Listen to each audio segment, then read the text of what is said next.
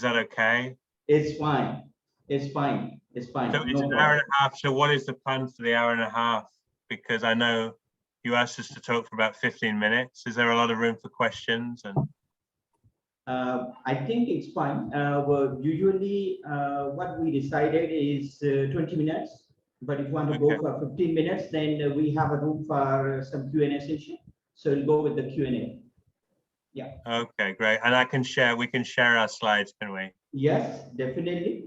Definitely you can. And you'll be the co-host. So you can share anytime. No worries. Perfect. Okay, I'm just going to go and get myself a coffee then before we start. So I'll turn my camera off for a minute, but I'm still here.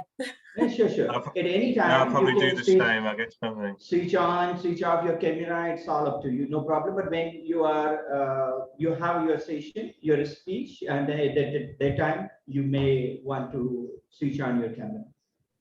Thank you. Thanks a lot for the putting me in at the front as well, Mumtaz, because I know I sent you the slides quite late. So thank you for doing that. Pleasure. No problem. Great. Right. I'll be back in 5 minutes then. Okay.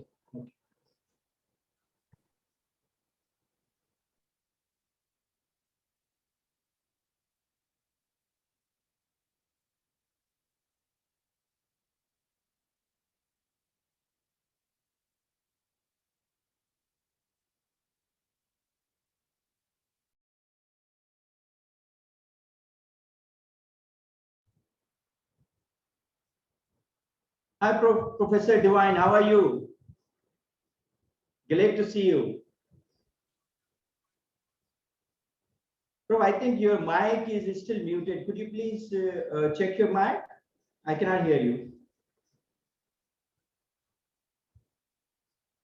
Prof. Divine, I cannot hear you. Could you please?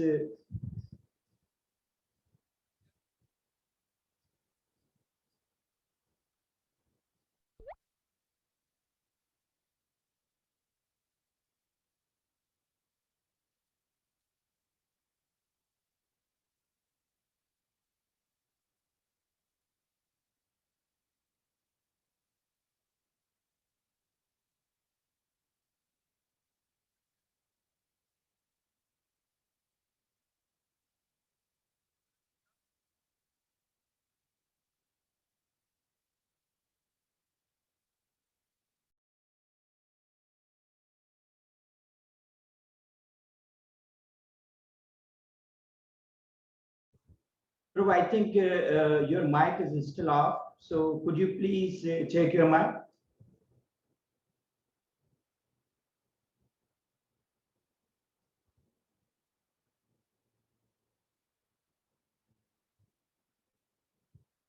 At the bottom, if you can see at your left hand side, there is a button of mic, mute. There is a symbol of mic as well. If you click it that, I think it will switch on your mic.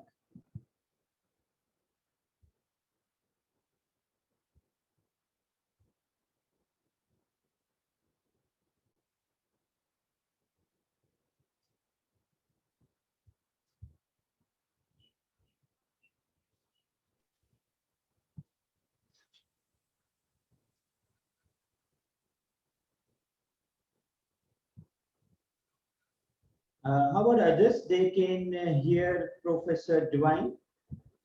Maybe it's an issue with me.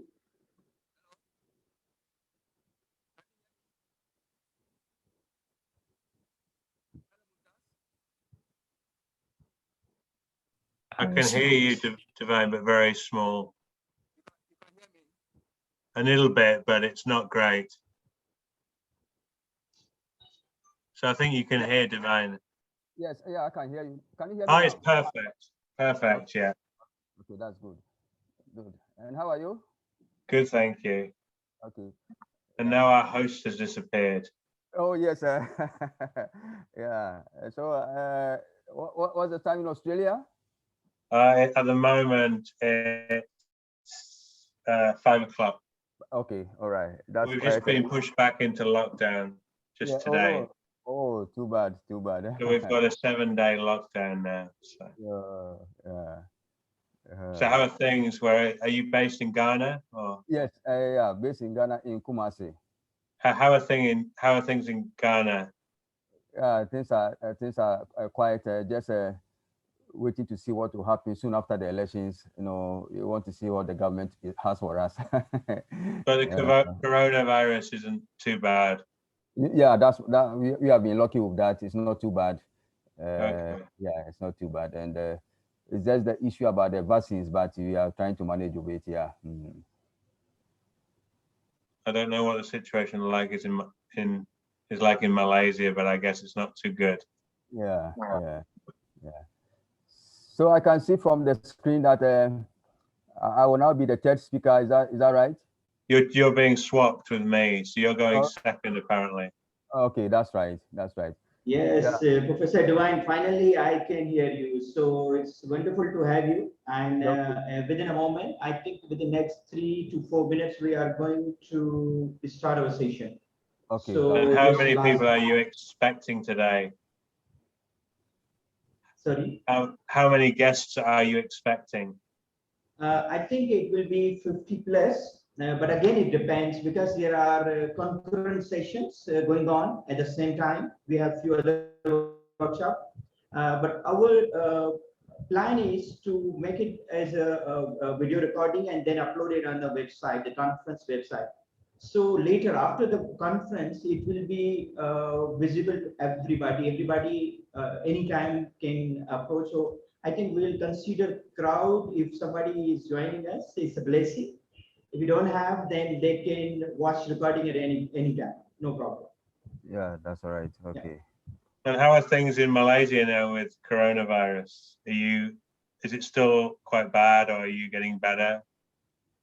I think Malaysia, Pakistan, India, we have still issue because we have a third layer now.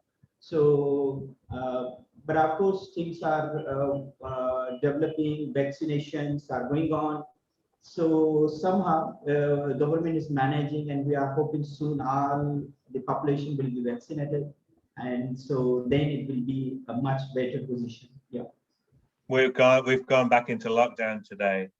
There's an outbreak in Melbourne, so we're being pushed into lockdown for 7 days. Oh, same goes to Malaysia. I think they have the lockdown as well for a few days. Same goes to Pakistan, and then we just came out from the lockdown after I think 2 weeks complete lockdown. So are you based in Pakistan? Islamabad, Pakistan, yes. Yeah.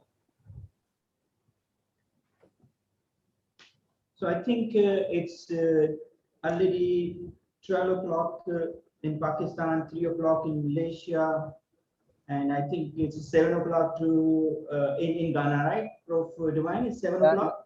That's 7 o'clock in Ghana, yeah, you're right. And 8 o'clock in UK, and I think it's 5 o'clock in Australia, right? You're correct, yeah. All right. So I think we should start. Admin, should we start?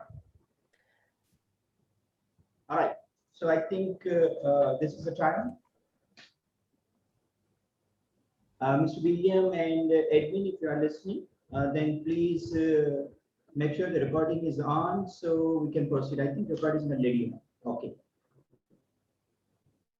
And so far, we have around 20 participants, but we will expect that it will be more. So, ladies and gentlemen, welcome to International Conference on Responsible Tourism and Hospitality Management 2021. And today, we have a wonderful session with a wonderful speaker, panel of speakers with us, Dr. Allen, Professor Devine, and Professor Alexander Newman. And I'm very excited to learn, to know them, their research, and how to create an impact. So what's the title of this workshop is actually Research with Real Impact. We rarely talk about such kind of topics. So today, it's a golden opportunity to learn and to know that how we can create a real impact. So while talking this topic, we'll be discussing about achieving real impact through research and mobilizing research into action. So without further ado, I would like to introduce Dr. Helen, our first speaker of this, what I call is this morning, this afternoon, because my side is afternoon, Malaysian afternoon, but in Ghana it's a morning and UK is also morning. So Dr. Helen, yeah. Dr. Helen belongs to Emerald Impact Services, and she works on new resources to help researchers and staff within the research office into impact culture. She'll be discussing on developing an impact mindset for research, one of the interesting topics for the session. So Dr. Helen, floor is yours, please. Sorry, hello, everybody. Dr. Helen, I need to make one announcement, and that announcement is that three fortunate, the lucky guys, lucky girls will get a Emerald t-shirts for asking three interesting questions.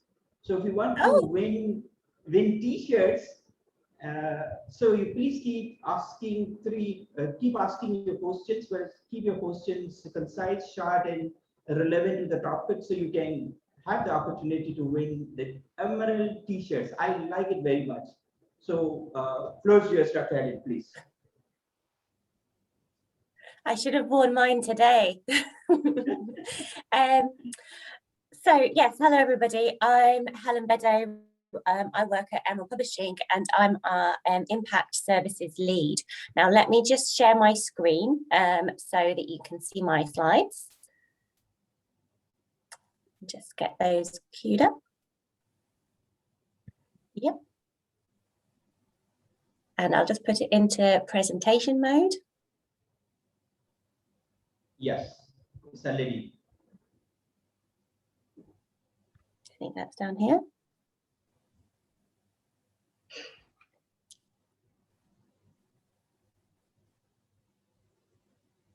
Always when you're talking to people that you can't remember where the button is to put something in presentation mode. There we go. So I'm going to talk to you today about developing an impact mindset for research. And I think that where I'm going to start, you know, we talk a lot about impact in research at the moment, you know, especially in the UK and Australia. But often we forget to kind of define what we mean by impact, and we assume that everybody kind of means the same thing. But impact is actually, you know, not a topic that's understood everywhere by everyone, but we talk about it all the time without defining it. So at Emerald, we define impact as impact is change. Impact is change that happens in the real world, the provable change as a result of your research that's happened in the real world. And it's the changes we can see. So it's changes that they've got to be beyond academia. It's not the researchers who make the change. It's people in the real world who implement the changes from your research. So impact is what we get over the wall. So, you know, in our institutions, in our research, we all want to, as researchers, we all want to make a change in society. And we conduct our research to make changes in society and to have a real impact in the world. But often research doesn't make it over that wall. And I think there has been various studies that have looked at how long research takes to travel from where it's conducted in the institution to where it's felt in society. And it can take anything 17 years for to really make it into society. So how do we get our research over that wall to where the effect is felt? So impact is measured not in the institution, but in society where the effects are felt. Yeah, so impact is really this benefit to society, benefit to the economy, benefit to the environment, cultural benefits. There are many different ways, types, forms of impact, but the most important thing that it's based on research conducted in the university, but the effects are felt outside of the university. So that's how we define impact at Emerald. Every everywhere has a slightly different definition of impact. So, you know, some funders might have a slightly different definition of impact. Some institutions or governments might define impact slightly differently, you know, depending on who you're speaking to or trying to connect with. It's worth looking up their definition of impact. So when we're talking about impact and change, what that change is in the real world, we're going to use words like reduced, less, or improved, more, faster. Those are the words that we use to kind of describe impact. And I think that, you know, it's important to remember that impact just doesn't always have to be a, you know, a positive improvement or a benefit. It can be a negative result that is still an impact or a change that's still a good for society. So, you know, we have reduced stress, reduced crime, reduced waste. So when you're thinking about the impact of your research, you know, what have you changed? What has changed that you can demonstrate in terms of more or less, faster, increased, reduced? So this is kind of how we talk about impact in terms of research. Now, setting the scene around what impact is and defining what impact is. And as I mentioned earlier, you know, not everybody has the same idea of what impact is. And often we talk about impact without defining what we mean.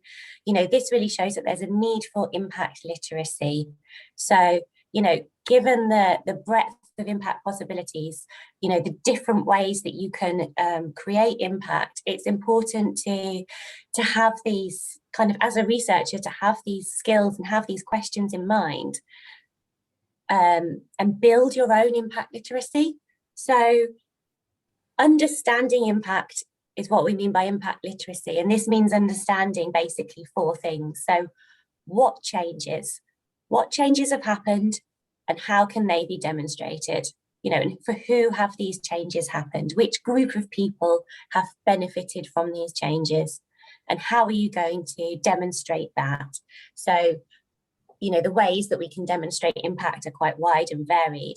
And that's something to think about before you start working with, you know, non-academics or external stakeholders. How are you going to track what you're doing? You know, how is your research going to be mobilized into action? How are you going to get your research over that wall and into the hands of the people who can use it to make a change? And how are you going to make sure that they can understand that research? How are you going to make it accessible for them and meaningful for them? You know, what do they need from your research, and how are you going to kind of make that pathway as efficient and short and convenient for that group as possible? You know, who's involved in your research?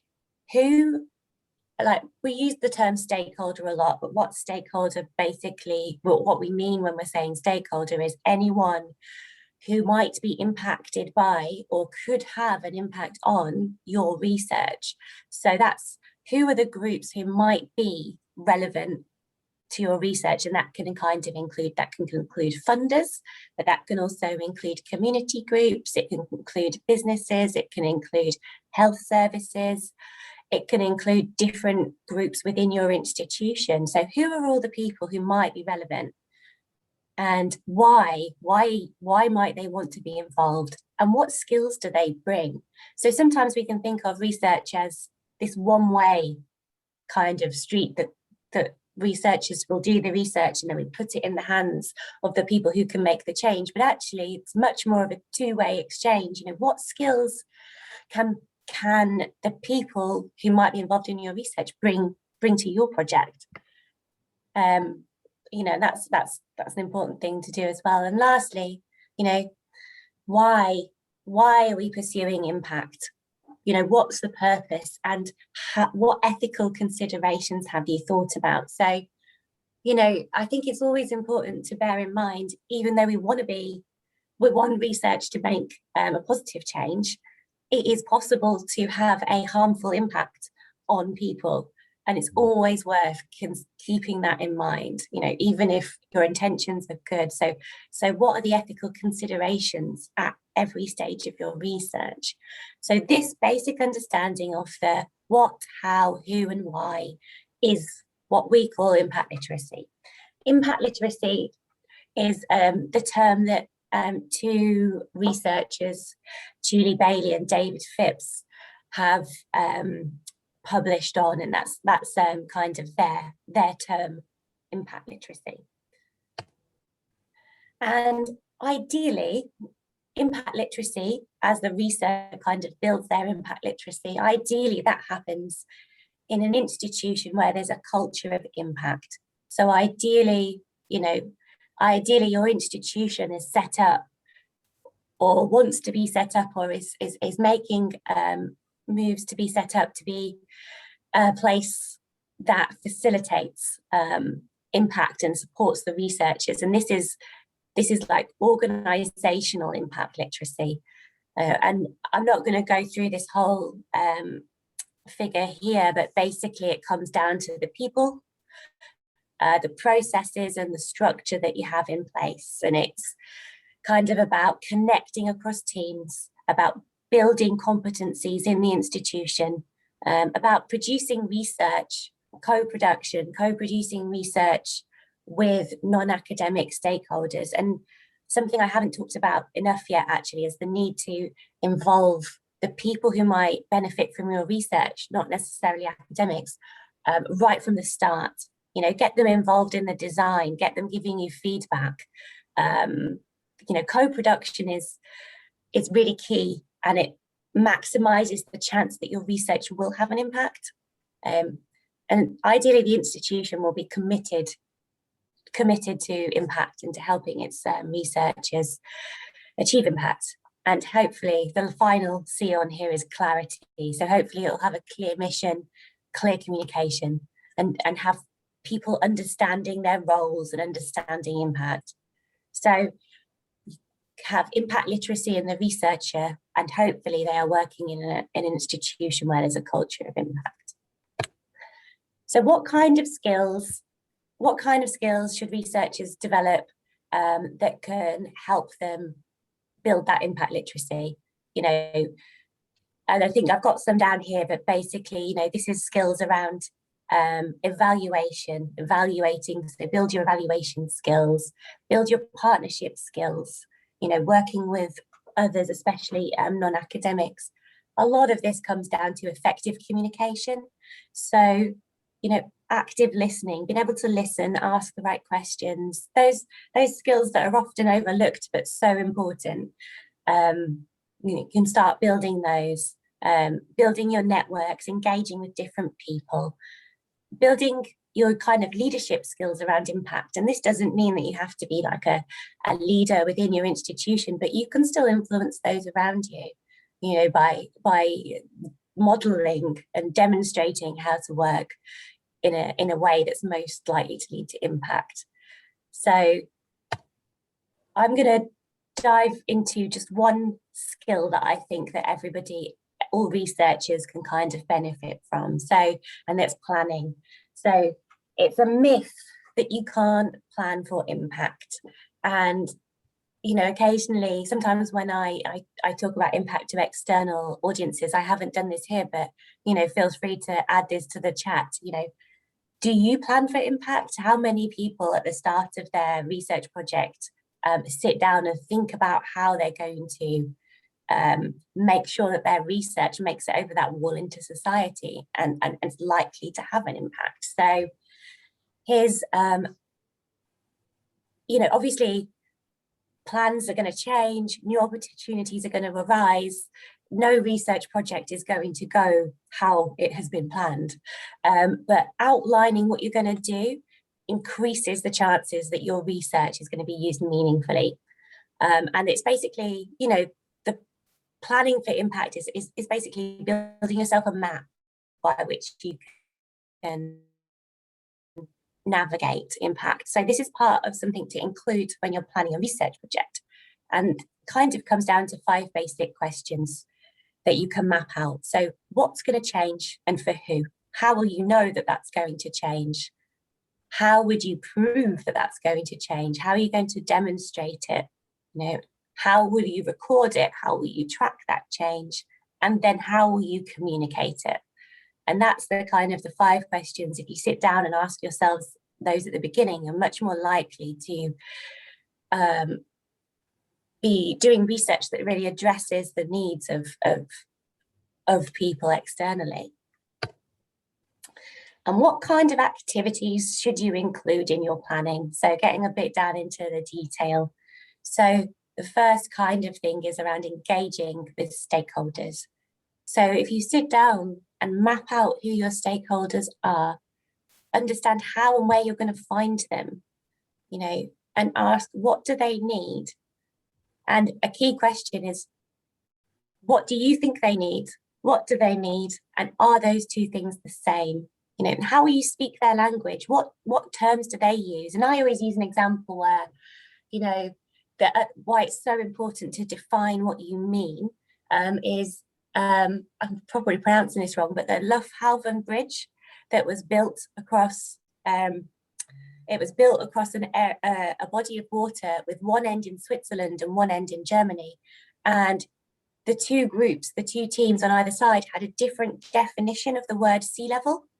And when they got to the middle of the bridge, there was 54 centimeters gap. And that's why it's so important to know, to speak the same language and to define all of the things that you mean, and make sure that you know you're on the right page. So you're not getting to the middle of the bridge and suddenly realizing there's half a meter that you're going to have to somehow join up. Publishing strategy. So, you know, as researchers, it's lovely for me to talk so much about impact, but we all work in institutions, and institutions need particular things. They kind of encourage us to publish in high impact factor journals and Scopus journals, etc. So how are you going to meet the needs for your kind of professional development and for your communicating your research to the people who are going to implement that change? So it's worth having a publishing strategy in mind at the start. So as well as writing your article, what else can you do to disseminate your research? You know, are you going to, how can you put it into different formats that are accessible for other people? And what usable formats can you translate your research into? You know, it's almost thinking about products from your research. If you kind of develop a bit of a product mindset, what products are going to come out of your research? And this can be, you know, online toolkits. You can build ready-made lecture slides for your audience. Just keep an eye on the time. You can build ready-made lecture slides. You can create resources for secondary schools. You know, you can do museum exhibitions that are interactive. There is a whole world of formats that you can kind of make your research into that's usable for people, for other people. You know, even theatre and plays, you know, developing. I mean, when I was at primary school, we had a theatre group come and tell us all about the hole in the ozone layer, and I have never forgotten it. So there's all sorts of different ways that you can get your research over that wall. And I think that it's important to say what impact isn't as well as what impact is. So as a researcher, you can do everything to kind of make sure that your research is most likely to be used by other people externally, but you're, as a researcher, actually not the person who implements the impact itself. So just be aware that making it accessible doesn't mean that people are going to use it. It makes it more likely, but it doesn't guarantee it. Digitizing and putting things online doesn't necessarily mean that they're going to be used. Dissemination and talking and outreach doesn't always mean that someone's engaging with you. So, you know, you could give a presentation or a talk, but you don't necessarily know that the audience has engaged with you and has taken that away and is going to go away and make a change. And engagement, even if you have an audience that does engage with you and with your information, it doesn't guarantee that they're going to go away and make that impact. You know, impact is hard. It's not necessary. It's not easy. So just, you know, bear those things in mind. And so I'd like to end this talk with some questions to take away with you, some reflective questions to ask yourselves. So how do you want your research to make a difference? What do you want your research to change? You know, what matters to the people who might use your research or your colleagues' research? What's important to them? What can you do to help your research create this change? So how might you get your research into the right hands, and how might you make it accessible, understandable? How might you get their input at the beginning to make it more likely that they'll be engaged? You know, where can you go for help and support? So, you know, I've mentioned quite a vast range of skills in this talk. Where can you go to start building those, to start building your own impact literacy, your own, you know, impact toolkit?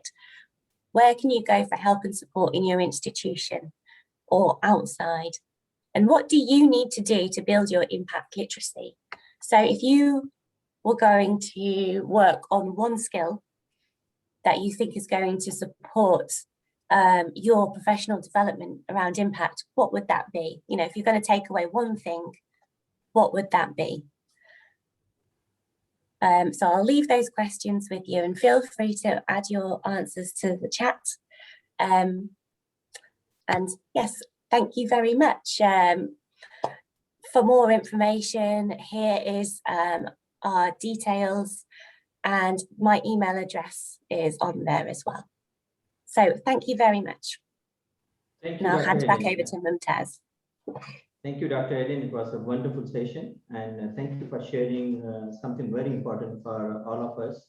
And we are running short of time, but still, I would like to have one question, which was raised by one of our participants. She's asking that I'm coordinating a group of organizations over Asia Pacific region on sustainable development goals, and we are thinking to publish it. Is it good to publish as a book with publisher like Amaranth, or is there other format? Yeah, so what I'd say here is you need to kind of match the format to the needs of the different people in your group. And you don't have to just publish, well, what I would say is, so what do the people in that team need for a start? Like if you kind of sit down and have a discussion and find out what the different kinds of organizations need. So some, you know, it might be across disciplines. So some disciplines prefer to publish in books, but other disciplines, the articles are important. So I would sit down and find out how everybody in the group is going to get what they need in terms of publication. And then I would think that, you know, a book is a good format. If this is kind of on the SDGs, you know, is there a possibility of funding for open access? Because if you publish a book open access, you know, you're going to be able to share that everywhere rather than, you know, it needing to be behind a paywall. So that's also something to consider. And then as well as the book, you know, who else needs to hear your research? You know, are there organizations working around the SDGs that could do with hearing your research? Would you present to them? You know, do you want to have a webinar? Do you want to kind of start sharing on social media? You don't necessarily need to wait to the end of your research project to start sharing what you found. You know, keeping intellectual property in mind, and, you know, we always still need to be citing, etc. But, you know, you could write blogs as you go along. So there's all sorts of different ways. And the way to do this is to start, sorry, I'm just watching the chat as well, is to start with who you want to reach with that research. Thank you, Dr. Helen. We have a few more questions, but I think we cannot make it. But I think one more question, and I would suggest that we go with the very concise, straightforward answer. So the question is, can we measure impact of tourism research in terms of practicality, accessibility, and familiarity? Yes. So yes, I think you can measure impact in those terms. So the best way to measure impact is to come up with a range of indicators. So if you're talking about, practicality, have you say, what kind of quantitative measures can you use? So if you're thinking about the environment, can you show that things have improved? Can you show where things have increased or decreased? And it's always worth remembering tacit knowledge. So the knowledge that people have in their heads. So part of measuring impact can be numbers, but part of measuring impact can also be statements, from tourists about how they've engaged with different things. It just depends on the project. It's also worth bearing in mind policy. Has your research, kind of resulted in a change in policy at the government or even business level? Hopefully that answers the question quite concisely. Thank you, Dr. Helen, and I think thank you very much. It was a wonderful session once again, and it covers very important aspects, including impact literacy. And one thing I like the most is when you talk about the myth that we cannot plan for the impact. So I think it is a fantastic takeaway for our researchers, especially the students, so they can plan their research accordingly and start planning from the beginning. So thank you very much for a wonderful session. Thank you. So, dear all, we have one announcement. Once again, if you can see the screen, we have some token of appreciation for you if you ask some very good questions. So these are terms and conditions. You stay until the end, you ask some good questions, and Amarel is going to give away some of the t-shirts, and so please stay tuned. Thank you very much. So ladies and gentlemen, we have the second speaker, and that is Associate Professor Dr. Tuan. He is from Ghana, and he is an award-winning impact researcher. He is also the head of Center for Settlement Studies. So I would like to call upon Professor Tuan for the topic of driving the impact agenda, my motivation, challenges, and expectations. Floor is yours, Professor Tuan. Hello, thank you. Muntasia. Okay, so let me try and share my screen.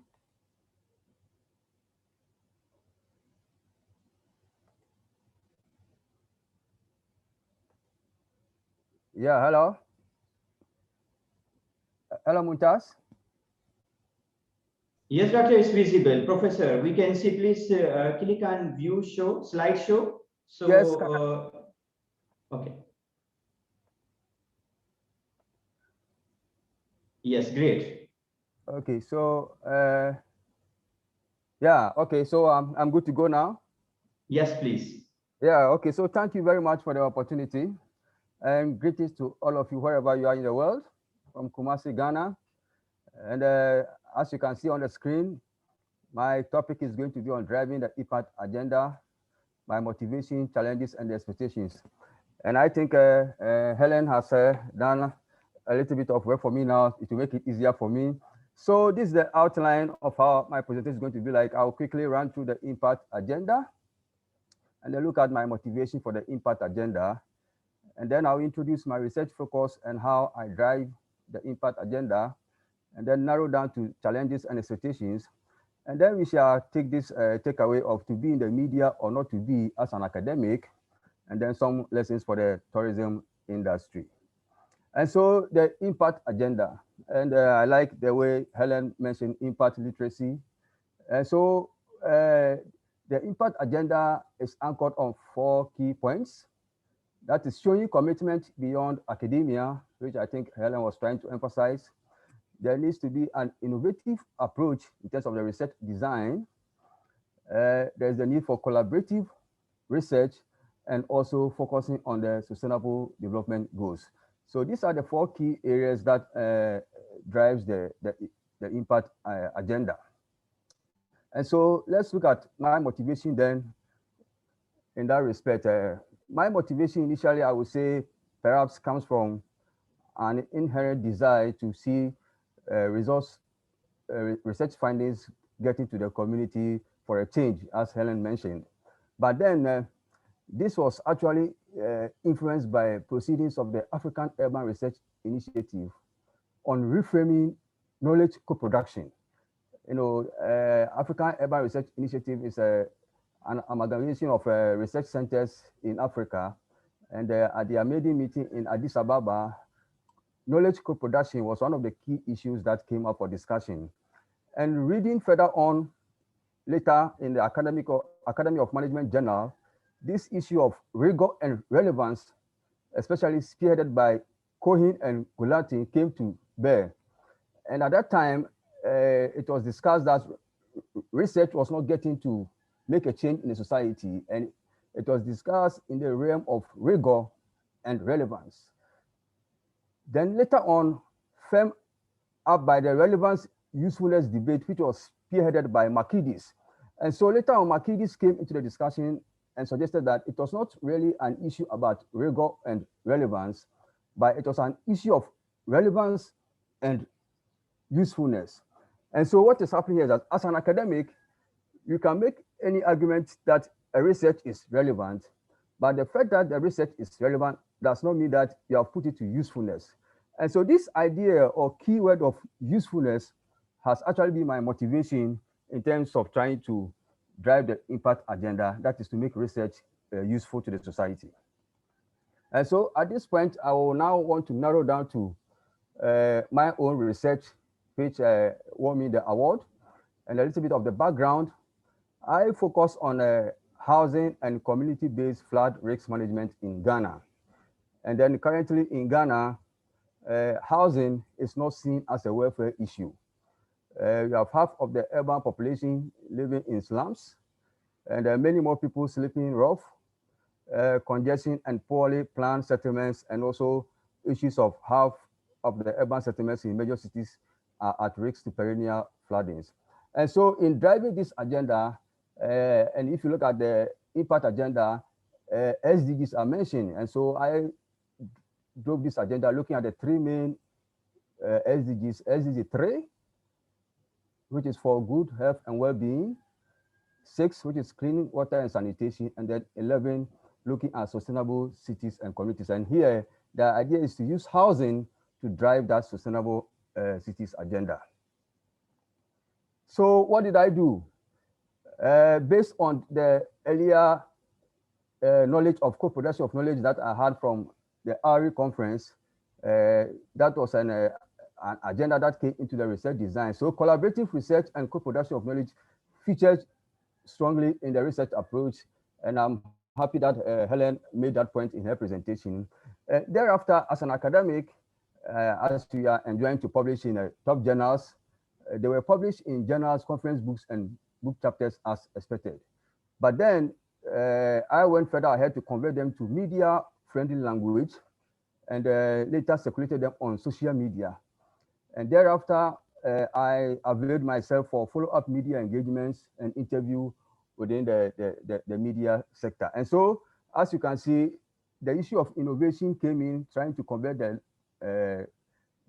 journal papers into media-friendly language, and also the use of social media, which I see Helen also mentioned over there. And so when you look at it, on the left where I'm sitting, you see some of the papers published in the conference papers and journals. And then on the right were things that were written in the media in a friendly language for the media. You know, these are just a few of them, you know. And so follow up, these are some of the media engagements on a popular television station in Ghana, following up with the research findings and engaging the media on discussion. This one in particular happened during the 2020 election in Ghana, when the parties came up with their manifesto, and based on the previous discussion in the media, I was engaged to provide further critique of the of the manifesto. And this were all part of the agenda in trying to drive the impact agenda from the research. And so I want to now look at knowledge co-production, which featured strongly in the research design that I use. It is believed to first have been used in the US in the 1980s in the police service. It relies mainly on relationship building, negotiation, and then collaboration between the police and local residents. And so here, what we are trying to do is to try to encourage it in academia so that that relationship building is introduced into research, bringing in the participants, the community, and the researchers. And so the idea is that instead of seeing participants as subjects that you go and collect data from, you now see them as partners to the research, where they can be engaged even from the research proposal stage right through the research through to the end. And I can see Helen also emphasized on that. And that is, so the key word here is what I would term the city lab, where you actually take your lab out of the office or the ivory tower and take it to the community. And it's said that it has to be for extended period of time where you just don't go into the community to collect data and move out. You can stay in the community sometimes up to a year, engaging the community on various aspects to get the research going. And this was used in one of the researches related to the flood risk management. You know. And so when one is faced with trying to make impact in that respect, I think one of the main issues is trying to win the trust of the participants in knowledge co-production. And it's because of our previous experience of going to collect data from the public, and then while at the same time, public opinion is that they are not seeing anything useful coming out of the research. And so when you go back there asking for data, they are reluctant to offer or even participate. And I think that is one of the things that knowledge co-production is supposed to cure. And the way out here is to fall on opinion leaders in the society who will be able to convince the people to join the research. The other issue here is meeting time and meeting schedules of participants in knowledge co-production, because you are dealing with participants from various groups, government officials who are very busy on other things. And sometimes when you schedule your meetings, you are likely to be disappointed because they have different engagements at the last hour. And so it can be challenging in that respect, but the way out is to design a flexible approach towards co-production of knowledge and have an open mind. And that is why it's good to have a little bit of extended time when it comes to knowledge co-production. The other issue is how to navigate the issue of academic theory and political ideology interface in communicating. And here, because of political ideology, sometimes you are not careful, you can get into conflict of the way your arguments are put across. And the way out here is to make sure that you focus clearly on the theory and evidence and shy away from opinion. Once you get into opinion, then you are likely to have a banter of political opponents who might run down your research. There is also the issue of non-clarity on the interface between academic freedom and rights of writing as a journalist. You know, we have academic freedom, but does it mean that once you convert your articles into the media landscape, you have the protection just as a journalist? That is not quite clear. So as you are writing, this is at the back of your mind, you know, which is something one has to look at. And then also an issue of lack of training regime in how to effectively communicate to the public. Personally, I haven't had any formal training in such, but based on my own readings, little readings that I did, that is how I started. But I can see from what even Helen presented right now on impact, that it's good to have some training regime for academics on how to publish and effectively communicate to the media, you know, and I think that will help to address some of the challenges. Now, I think we can look at the expectations. And so going forward, one of the things, as I mentioned, in Ghana, housing is a major issue. And recently, I was invited to the breakfast meeting with the new Minister for Works and Housing in Ghana. And the issue of the narrative on housing, focusing on social housing, was strongly made. And that's some of the impact that is coming from the discussion, and also including community-based flood risk management. And so what is happening now is that even for the first time, a tenants association in Ghana have petitioned the government to convert an abandoned project into social housing. So the term social housing is now beginning to have an impact in Ghana, because what is happening is traditionally the narrative has been on affordable housing, and that tends to, because of the relativities in definition, tends to focus the government's attention on the upper class, leaving out the people who really need housing. And so with the term social housing now coming in, it is hoped that it is going to drive the agenda for the government to tackle those who really need housing in that sector. So now let's look at this issue of to be in the media or not to be in the media as an academic. And for those of you who are familiar with P.S. Morgan, you know, when you are going to the media and you're going to miss P.S. Morgan, it means you have to prepare very well. And this is what Dr. Zishan, an academic in the UK, shared his experience. The issue is that as an academic, sometimes you are worried getting to the public, and then you feel worried about the backlash if you don't prepare well. And so let's see what Dr. Zishan is saying. He is an award-winning writer and an academic, and he has the opportunity of publishing in the BMJ and Lancet, some of the top journals in the UK. But this is what he says: that if you think that publishing in those is going to change the way people behave overnight, then you are being delusional.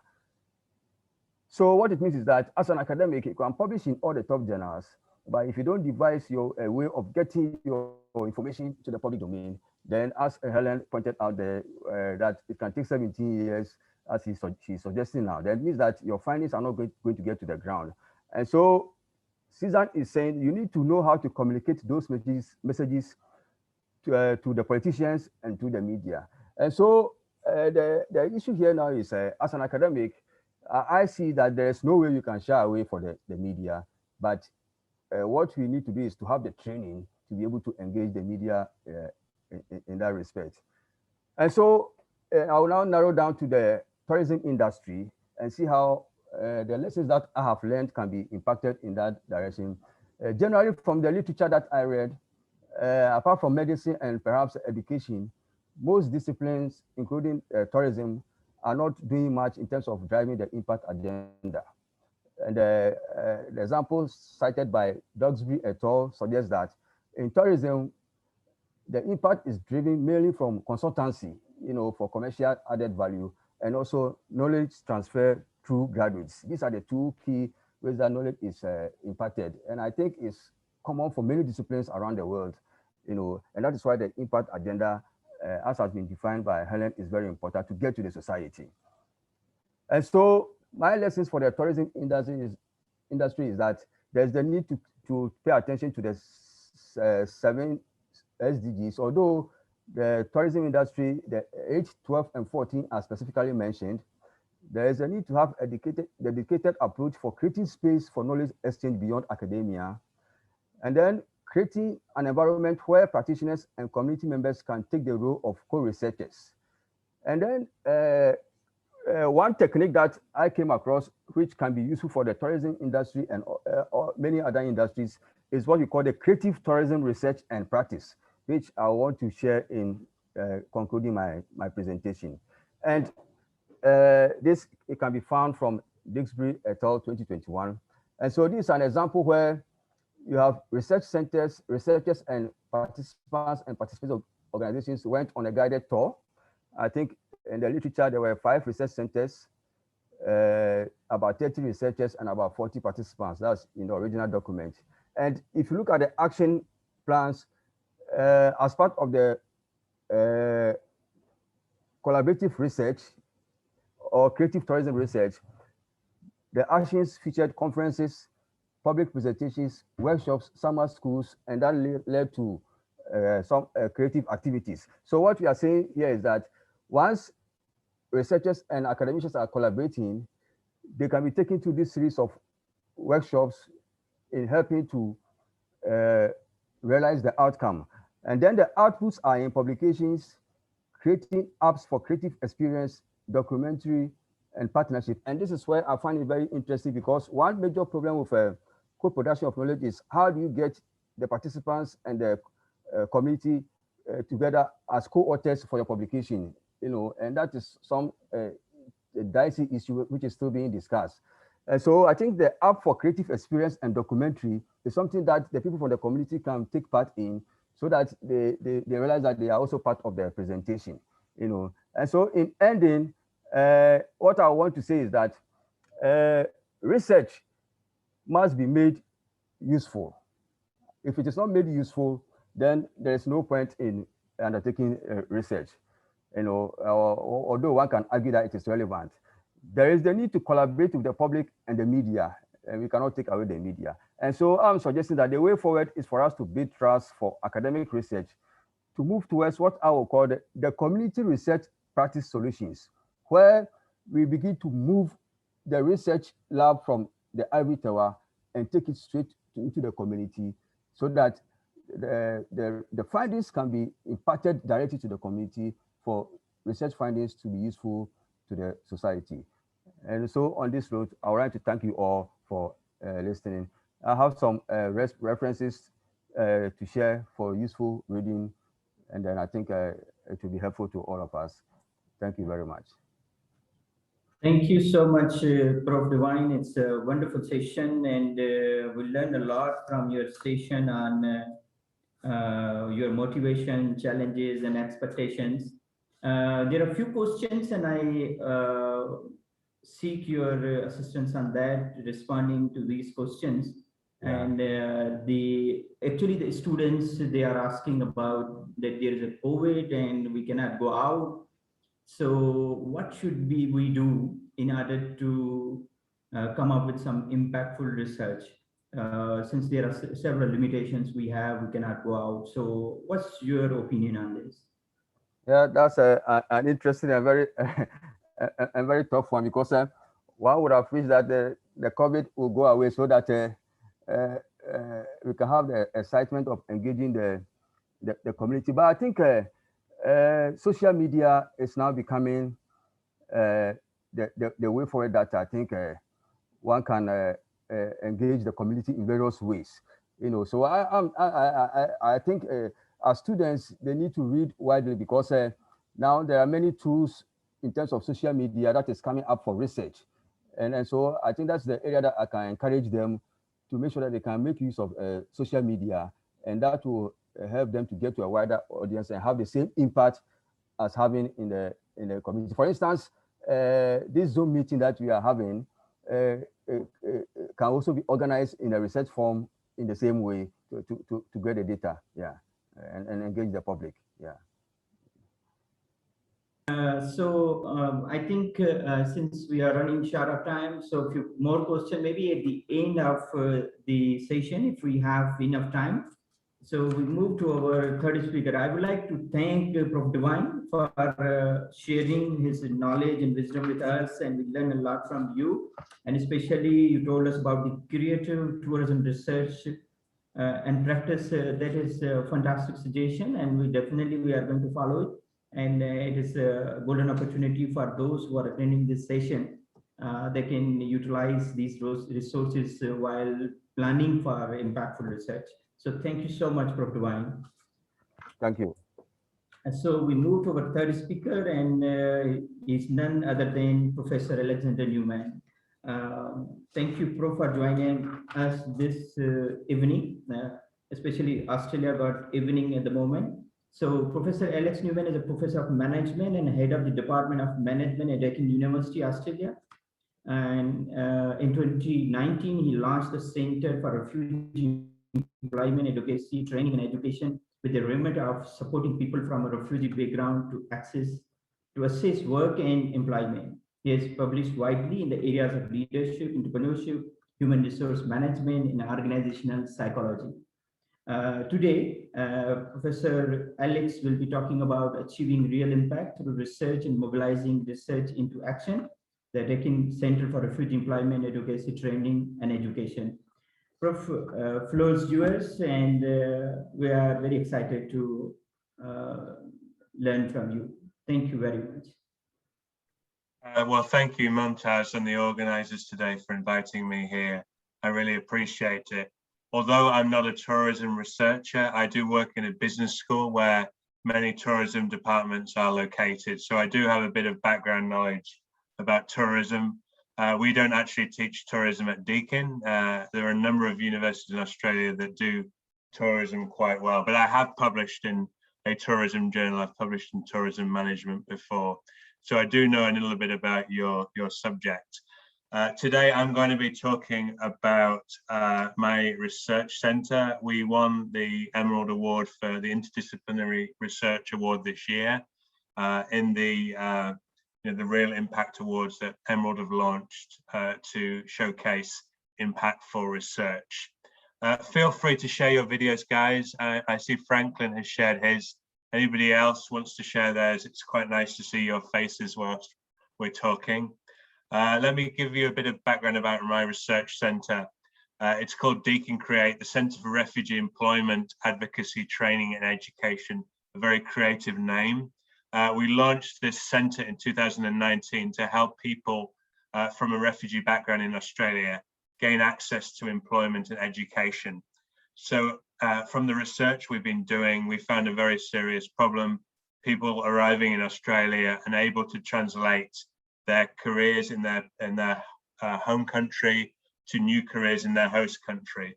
So we saw a lot of highly skilled people doing jobs like cleaning, catering, Uber driving, etc. So the aim of this centre is to facilitate the transition of people, highly skilled people from refugee background into employment that is commensurate with their education, skills and experience. So we're trying to address a practical problem we saw in society of highly skilled people being underutilized when they move to a different country. We see the same for migrants more generally, but for refugees, this problem is very extreme. So the idea of our centre is the developing research-based practical solutions to support people from a refugee background. And these include running career clinics, where we have mentors support people from a refugee background. We also develop a lot of information guides and interactive workbooks to support people to gain employment and access to education. And some of the materials we produce are to educate employers. So we have an employer's guide about hiring people from a refugee background. We have a guide for higher education institutions on how to support students from a refugee background.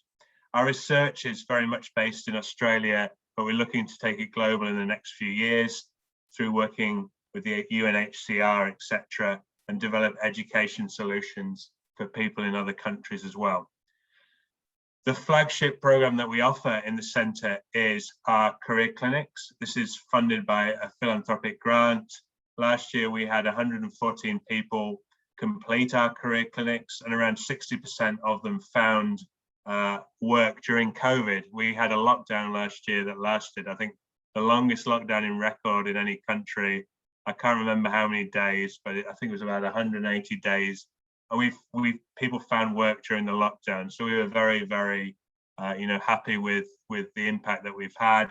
How do we calculate impact? I think it's looking at the tax paid by the individuals who find employment and the reduction in welfare payments as a result of people finding employment. So we try and measure our impact using economic tools, but also the social, the social impact of being able to integrate into your host society.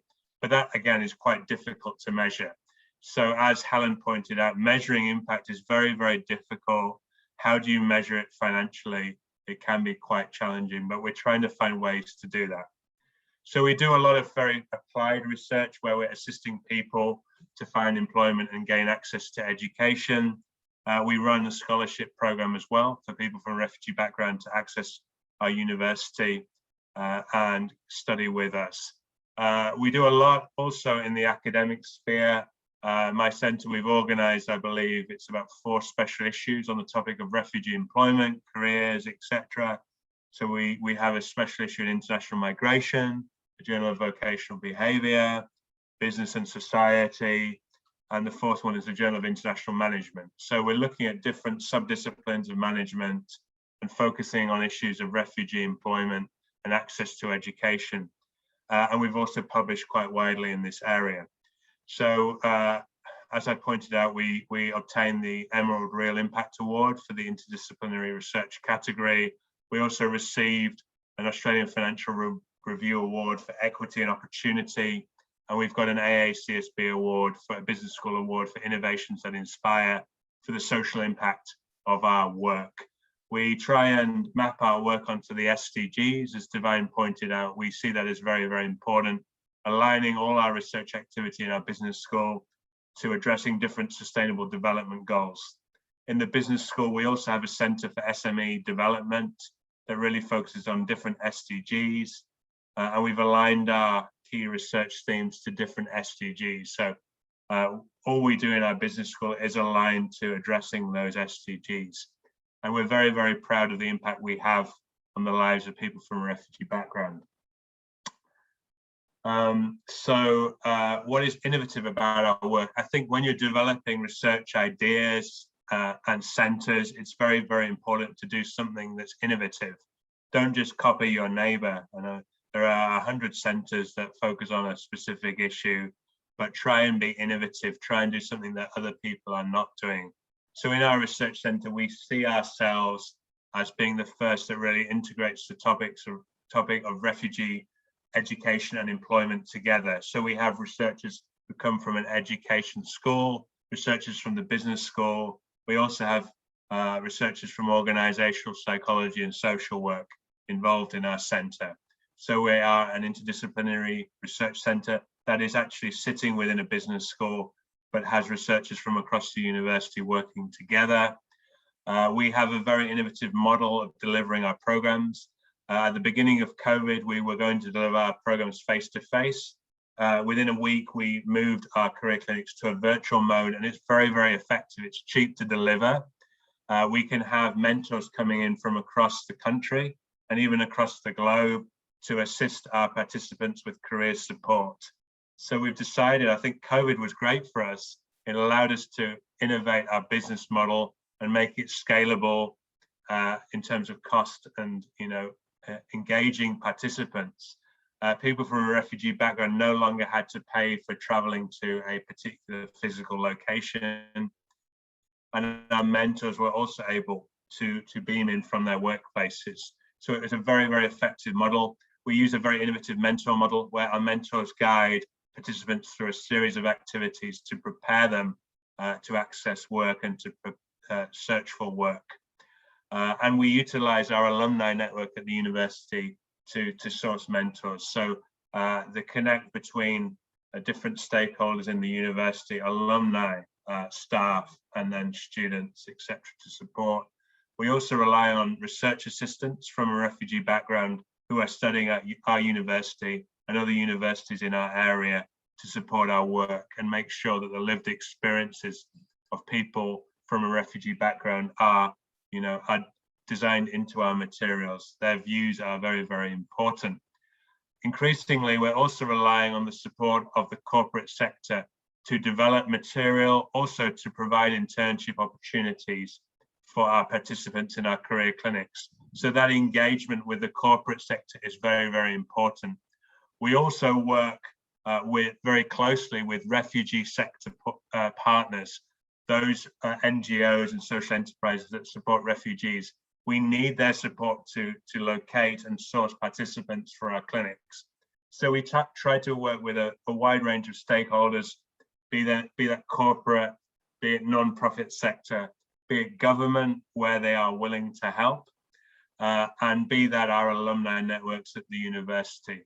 We also work with researchers across the world from different disciplines, and we're very, very open to working with other universities. So we see ourselves as complementing what they do and not competing with other universities, because this is an important issue that we need to work together to address. So yes, that's a bit about our research centre and how innovative it is. And here are some of the materials we've produced. Finally, I just wanted to give you guys some advice around, research for impact. Again, as Helen pointed out, it's very, very difficult to measure impact. typically economic impact is easier to measure. It's more difficult to measure social or cultural impact. As Divine pointed out, it's very, very good to map your research activity to those SDGs and look at how to measure pathways to impact. So look at how you engage with different stakeholders, but engagement doesn't always translate into impact. So making sure when you're designing the project that you've got an engagement strategy, you've got a pathways to impact strategy, and you're actually able to measure impact through a tool. But again, what KPIs are you setting? How are you going to measure? It can be quite difficult to actually develop a structure to measure your impact. I think when you're undertaking research, it's very, very important. I think there's been a few questions on the question board about, I've got students working on research projects. How should I advise them? Should they be doing quantitative or qualitative? Again, a lot of different questions. I think it's quite hard to answer those questions because I don't know what you've taught those students. Have they been taught quantitative or qualitative research techniques?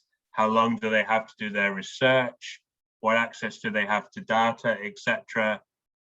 Do they have to collect their own data? If so, how much support do you give them as a university, etc.? So I think a lot of those questions are dependent on what you're able to, how you're able to support them as a university and the expertise of your staff to guide students. So again, questions I don't think any of us can answer unless we know more about you and your students.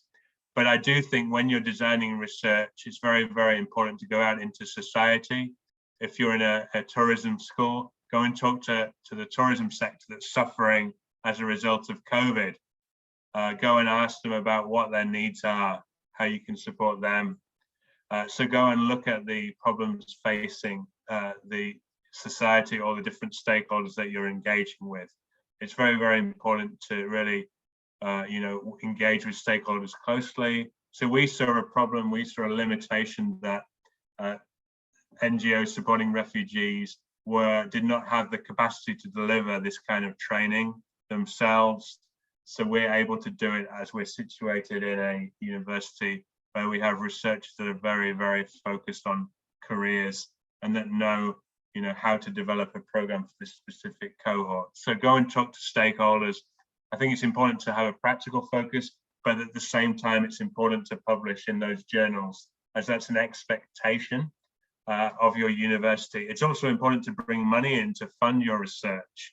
Universities value research funding, they value publications, they value impact as well.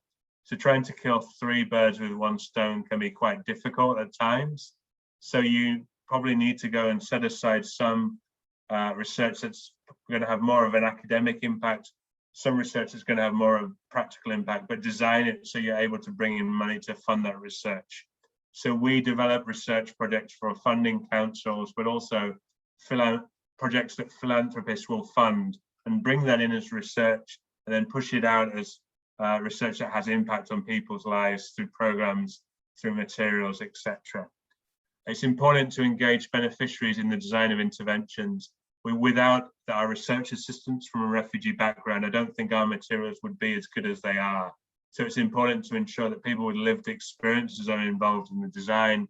And for you guys, those will be tourism, I guess either tourists or hotels, restaurants, etc. Again, it's critical to obtain support from your institution. When you're starting up a centre, it's good to get some seed funding, but I think you need a track record to be able to argue for that. So it's important to have a strong team and a strong narrative and a strong plan for what you want to do so that the university gets some return on investment. It takes time to build up a track record and bring in philanthropic funding and research funding, but it's something that you need a plan for. Look at diverse funding sources.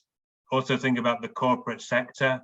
Often corporates want something in return, whether it's reputation building, whether it's getting involved in a research report, etc. But you need to understand what's in it for them. You need to understand their needs and how you can address that through your research. And I think it's important always to look at what your university priorities are. How are you going to make your university happy? Is that through bringing in income, through having impact, or through publication output? So also design the projects to ensure that those KPIs are met, especially given that, you know, promotion regulations require whether it's impact, income, or publication output. So make sure that you try and address all three at the same time, which can be a challenge because not all the research that corporates want you to do is always the kind of research that can get published. So make sure you have a multifaceted research project that can deliver all three KPIs. Easier said than done, but you know, it's a challenge always to be able to deliver all three. But we're trying to do that, you know, not always successful, but most of the time we hit at least 2 out of those 3, you know, criteria. So that's it from me. I don't know whether I've gone over time, Mumtaz, but a bit of, you know, advice from, you know, I've been doing this for a while now. So maybe if everyone can share their faces, it will be good to see everyone. You know, don't be shy. We're all friends in the room. Thank you very much, Prof. Alex, and wonderful advice for the researchers. And definitely, I have learned a lot, and especially the advices are very useful. And the last sentence, especially, easier said than done. So, of course, there are challenges. There are things that need to be considered. So, there are a few questions. I think one of the questions you already mentioned in your discussion. There are 1 or 2 questions that I want your assistance to please.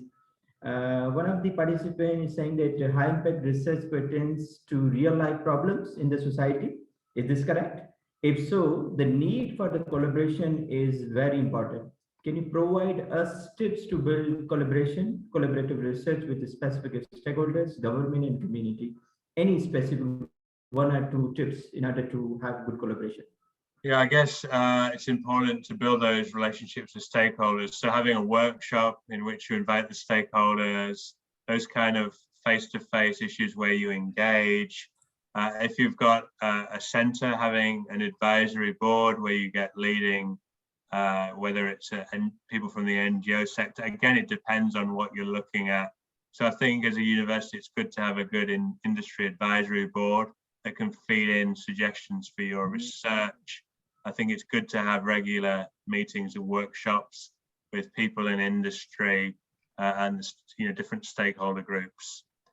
So that would be my advice. Yeah, having like a breakfast where you invite people to, or an evening meal where you invite people to share ideas. Prof, thank you very much. And 1 more question, and this is somebody has texted me directly. So I wanted to ask, and this is important for the students specifically. When a student, either is a master research student or a PhD research student, so whenever we talk about the impact, they are always in a dilemma that what impact really means. So if it's the middle of a study and we ask them to switch here and there, then it's a big problem. So in the beginning, what Dr. Helen said is a planning. So being a professor, being a supervisor of several research students, how a student should start from the beginning so the research can be impactful? What is the first few things that you suggest that can help students to come up with the research that is useful for the society, for the publication, and for all the 3 categories you have mentioned? Yeah, that's probably the most challenging question of the day, I think, Mumtaz. You know, a lot of master students don't have much time in which to do their, you know, research. So often they rely on secondary data to look at a specific question that's maybe not been answered before. It's quite unlikely to be impactful. What can be done is that more of an applied research project, going to a business or going to an NGO and asking them, you know, have they got any problems that need to be addressed? And maybe designing a survey around that and doing market research. Or so I think, you know, that's probably the best way to structure that kind of dissertation. And I guess the question, whether you use quantitative or qualitative, depends on the question that you want to answer. So some, you know, where you want to get sort of insight, more deeper insights, then you probably go with qualitative. Where you want to understand the link between A and B, you'll probably go for quantitative. But again, difficult to advise unless I know the specific background of the student and what they're wanting to find out. So I think, you know, you either go down the pure academic route, look at previous articles, find a gap in the research and ask some question that's probably, you know, not going to have real impact, or go out and talk to industry or to the non-profit sector to identify questions. But then again, those kind of questions might already have been looked at in the academic literature, so they're not going to be as impactful when it comes to, you know, academic work. And so again, very difficult. I guess it depends on whether the students want to do a PhD or not, or whether they're just doing a dissertation for undergrad or masters, just for the sake of getting it done. So again, very challenging question, and there's not a right answer to that question. Sorry if anybody has any different opinions to me, very happy to hear. Maybe I want to include the Prof. Divine. Prof. Divine, yes, you Yes, have any input, please. Yeah, that's an interesting question, and as Alex said, it can be very difficult. Of course, for master's students, you expect that with guidance from the supervisor, should be able to direct the person on the right approach. But then I think for such students, from my experience, what I've observed is that I don't know, in other parts of the world, sometimes students don't follow the news to know what the people are really feeling, you know. So it's good to be abreast of the local news and know what the communities are really feeling, so that if you are eventually coming out with your research design, and as Alex said, eventually you go back to read the literature to find out whether the work has been done already. But then you need to understand how the people are feeling in the community, so that you design the research around it. You know, once you know what they are feeling, then it means that once you design the research questions, whether it has been done or not, you'll be able to redefine the questions to meet their expectations. Then you are sure that what you are doing is going to serve some useful purpose in the society. So I think that is an area that I will expect the students to follow the news. And also sometimes you draw on being reflective. You know, sometimes you have to bring your own shared experience into a situation, you know, and that can trigger a research question that can be useful, because people are facing those problems in the society, you know. Yeah, so I think that is what I can add to what Alex said. Okay. Yeah, I think it's kind of quite difficult because you want to make that theoretical contribution, but you know, a lot of these practical problems, are we going to actually make a theoretical contribution? So for a PhD, you need to make a contribution to theory. That's right. So you do need a deep knowledge of the literature. So whether we go very applied for masters, or whether we need to make that theoretical contribution, big debate. But I think it's important to read the academic literature alongside looking at the practical problem and try to juggle both at the same time. That's right. Yeah. All right. I think it's great advice from the groups, and of course, I want Dr. Helen. Dr. Helen, do you have a few words about it? About the question on planning from the beginning. Yes. Yeah. So I think, I mean, what Professor Divine and Alex have both said is really relevant. I have some experience of looking after master's students, but not loads. But I think that planning, I think that there needs to be more kind of education maybe around some of the softer skills for students. So understanding how to plan, how to talk to participants in their research, how to communicate, and I think developing resources,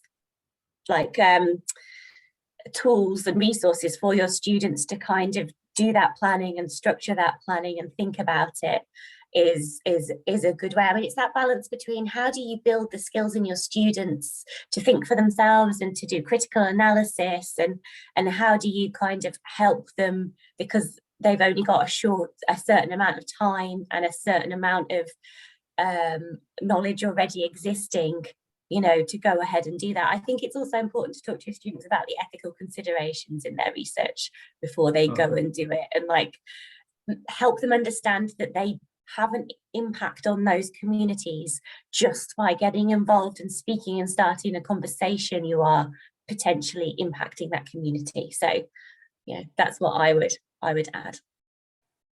All right, thank you. I guess if you're unable to Yeah, move because of COVID, Mumtaz, then the systematic literature review is the easiest PhD dissertation to do if you're restricted by resources and ability to go places.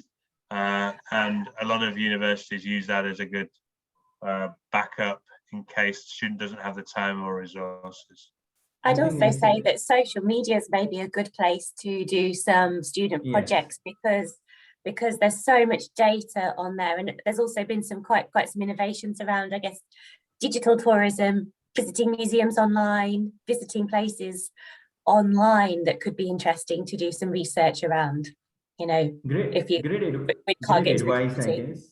So social media for data collection, and then can be a potential topic as well. And then, as Prof. Alex mentioned, that systematic literature review, you don't need to go out. You just sit down on your computer and you do your work, and it can be.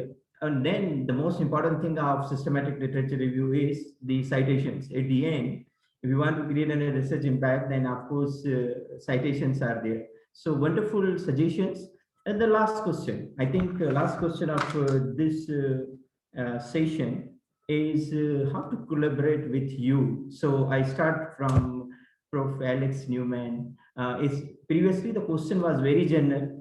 Considering your expertise in human resource management, organization psychology, and specific topics relevant to the employment and refugee. So if someone from the audience, participant, a student want to collaborate with you, so Prof, how they can approach you and what the prerequisite he or she must do in order to meet your expectations? Oh yeah, just at the moment I'm very to busy. clarify, I'm one of the candidates. So I'm very busy. I'm always happy to engage by email. I'm not sure whether I can take on any new projects at the moment, but very happy to engage. And we are looking for active partners, whether that be in Indonesia, Bangladesh, etc., where there are big refugee communities. So that's always a possibility. Yeah, I've just taken on a head of department role managing 60 staff. So my time is a little bit fraught at the moment. Approving leave requests, making sure people do their teaching, and helping them, do their research. So, a little bit difficult to start new things, but we're always happy to engage. I think Ghana's got a huge refugee population, probably one of the, you do pretty well in Africa in terms of managing that. So I'm always happy to engage with researchers and share ideas across email. Right, that's great. Prof. Dwight, how someone can approach you? Prof, you are muted, please. Yeah, okay. As Alex said, you can imagine, we have a lot on our hands anyway, but I've also been engaging students, but I think I'm happy to engage online if you need any advice. Currently I'm supervising some students. If I have to do external supervision where the student is writing from his home country, I'm willing to do that, because I'm doing that a lot for some colleagues in Germany, Okay. So, yeah, so and I think I'm happy on the point that Alex also ended on, because we at our center here, we have also got an ambition to look at a lot more wider areas, and we'll be looking to collaborating in that area as well. Yeah. So Dr. Alex, last but not the least, how can someone approach you if they want to collaborate with you? So if you want to collaborate with me, I've shared my email address. I don't really do research anymore, so it wouldn't necessarily be collaborating on a research project. But if you want to find, I think, research collaborations with institutions that are in different countries, like Alex said, have a look out for the centres, like different centres that are focused on a particular problem that that you would also like to work on. And around refugees, I know that Germany and the Netherlands are doing quite a lot of research in that area, and there'll be people to collaborate with there. Yeah, have a look at the centres, have a look at, there's quite a few different databases where you can actually find people. So I don't know if anyone's ever used Dimensions or Altmetrics, but if you have access to either of those, that's quite a good way to find researchers all over the world, what they're working on and who might be working on things that you could collaborate with them. And Helen, are you a commissioning editor at the moment, or is that something you've left behind? That is something that I have left behind, but okay. I am able to pass on all any kind of commissioning to my colleagues. So because I saw the words gender diversity inclusion, you used to commission in that area. So I did, yes. I used to be a gender and diversity commissioning editor until January when I moved into my impact role. Okay, yeah. And that's a very important issue now. What with all the the gender and diversity movements across the globe. Yeah, and they go together. Like, all right. So thank you very much. I would like to thank Helen for her presentation, because the issue about planning for the impact is something I would say, even though I was so focused on achieving impact, I would say I missed that bit a bit, and I'm happy that it has come up that you need to carefully plan your impact in your research at the outset, and that is very useful indeed. Thank you, Divine. I would say just on planning, something which I didn't mention, but I should do, is that one of the reasons planning is so important is because you need to include who is going to do what, and how you're going to check the plan. Like, there's been many a good plan that sits on a shelf and never gets used again. So yes, I'd just add to write that in there too. And Helen, do you have those slides online? Are they easily downloadable from your website? They're not, but I can share them with you. That would be wonderful, because I need to talk to my staff about planning for impact. That's right. That is the key takeaway of today's session, that how to plan. And definitely all ideas, advices were amazing, and we learned a lot from you. On the behalf of the organizing committee, the partners and Emerald, especially SIRA, SRS, and UCSI University, I would like to thank you, Professor Divine, and Dr. Helen. Thank you very much. So Mumtaz, who won the T-shirts? That's what I'm waiting for. Yes, yes. Did you make an announcement? I have 3 names, and those names are Edwin and Jacqueline.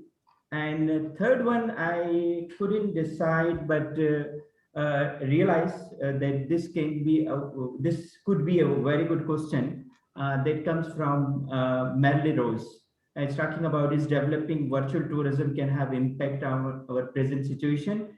Even though we couldn't get time to discuss this one, but it was a very good question. So Madeline, Edwin, and Jacqueline, these are the 3 winners for today's. Congratulations, the winners, and thank you, Amanda, for making this session fantastic. And thank you to all participants for your time and participation. Thank you, Prof. Alex. Thank you, Prof. Divine and Dr. Helen. Looking forward to have these fruitful sessions once again in future, and good collaboration regarding the research. I'm very excited to contact you back once you have time. So thank you very much. Thank you. Over to you. Thank you for inviting me. Bye. Thank you. Thank you. Thank you very much.